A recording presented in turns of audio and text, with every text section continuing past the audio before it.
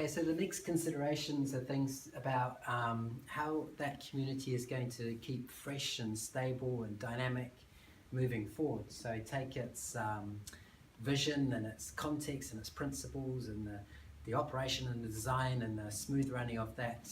community, and maintain its level of forward progress and dynamism, but also stability. And it's those two kind of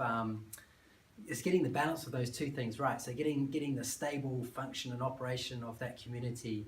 working well, but also maintaining a certain number of events and sharing occasions or social occasions to keep things dynamic and fresh. And it's maintaining the balance between those two things often that will be the key to the successful running and progression of that community. So I'll be addressing those three things here. So in this brainstorm here, just at the core here is just getting the stable running of that community working right first. So making sure that there's a solid set of principles, there's a good decision-making process, everyone has a shared vision, and that will help guide any progression or any disputes that might arise in that community by having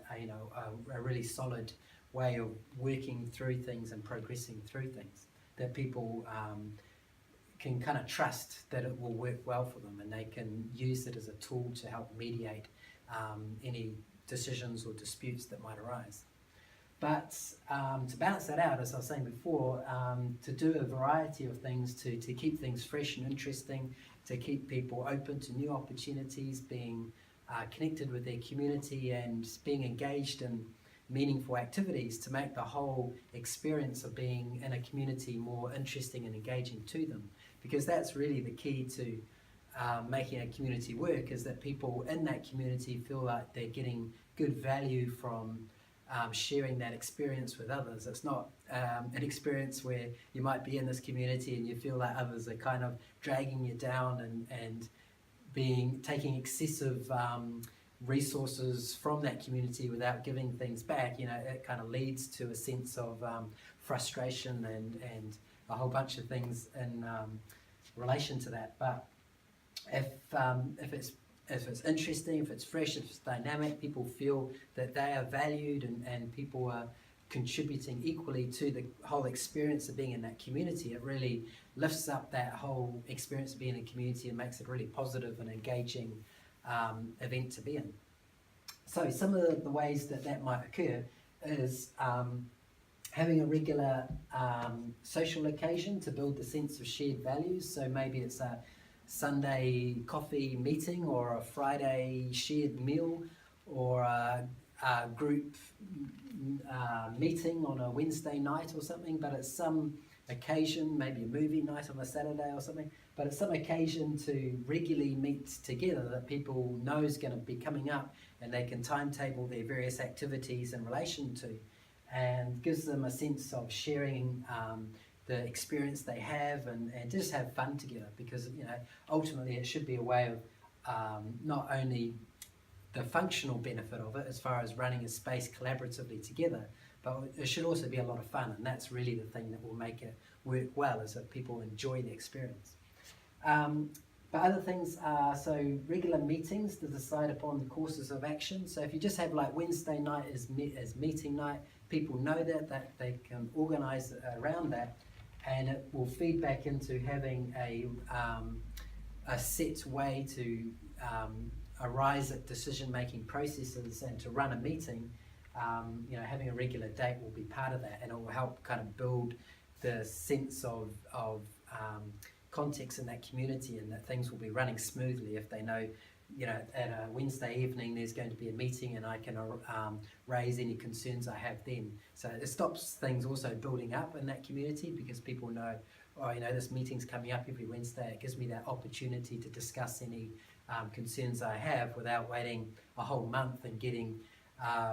anxious or angry about some situation without having sufficient opportunity to discuss it with others and come to some agreement with it. So sharing experiences with other communities, so that's be an excellent way to learn from what works in other communities and how some of those things that might work could apply to the particular community that you want to organise, and vice versa. So it's just a good way to kind of so social exchange, and it's an exchange of ideas, and it can be really useful in getting new insights into how a community can run successfully. To have opportunities to share, so that could be food or skills. It could be maybe once a month there's a skill or food share afternoon, and people can offer various things that they want to share, and people can take turns sharing different things at that event, and people can all gather around a certain person and learn all about sewing or weaving or preserving foods or skinning something or grafting something. So it's a way of sharing the skill resources around the people in that community, and just have fun trying something you might not have tried before, and learn new skills. So regular events to maintain interest and connect with the wider community. That probably ties in with a little bit of this one here, the educational events. So one of the benefits of providing educational opportunities for the wider community is that it helps crystallise the concept in your own head about what you're trying to achieve on this site and how you're achieving it. So by communicating that with others, it helps really crystallise the thinking in your own head about what you're trying to do here and how you're going to do it. And then by sharing that with others, you're providing opportunity for others to learn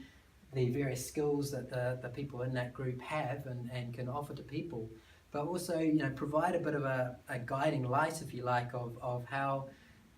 a successfully run community can really offer some progressive and valuable solutions to a lot of the problems we have. And finding good examples of a community like hen's teeth, they're not very common, because there's so many considerations of running it and operating it and keeping everyone happy that there's many opportunities for that to all break down. So to be able to have one running successfully and to be able to share that success with others is very valuable. And it kind of ties in with my last point, which is the benefits of the community, is to kind of help promote the concept that as particularly with self-sufficiency, that you don't have to do it all yourself, because most people like to think that you have to have a lifestyle property to be self-sufficient, and you have to grow and do all these things yourself, and that becomes very hard when you're working full-time and raising a family and doing all these other things, and expensive too to buy all these things and to buy the land and set it all up yourself. So the main benefit is normally that you can do that in collaboration with others. You don't need to buy and set up everything yourself. You can maybe be responsible for setting up a certain part of it, but then you can share the production of resources from that part with other people that are sharing the resources from the other parts that they set up. And there's that whole dynamic of sharing and learning from others and having fun doing it. So as far as arriving at a self-sufficient way of living, really living in community has over hundreds of thousands of years been the proven way of being able to do that. And it's only until recently, when the boom of agricultural revolution allowed people to live in big cities and really change that whole social structuring around living in a city, that we moved away from being in community and having that close sense of where you are in that community and being part of this close-knit social fabric within that community. We've kind of moved away from that to living in cities where you're kind of often quite narrowly pursuing some occupation and family interest, quite narrowly in the wider sense of all these other people doing the same thing. So it becomes quite disjointed doing that. And it was only possible with the massive production of resources and industrial agriculture, freeing up the ability to people not to have to work on the land and share resources and have to work with others so much. It kind of freed them up to pursuing jobs, and that led to this whole sense of independence. But with that independence also, a breakdown of the social structure and an isolation of people, and a whole change in the community dynamics. So there's a lot of people kind of looking at moving back to that whole community dynamic, and again, looking at working collaboratively with others and sharing that experience of working the land with others and sharing resources with others and just having fun being together and sharing those experiences, rather than the sometimes quite isolating experience of working in your various occupations and having your small close-knit family, but in the wider context of the society being a bit disjointed from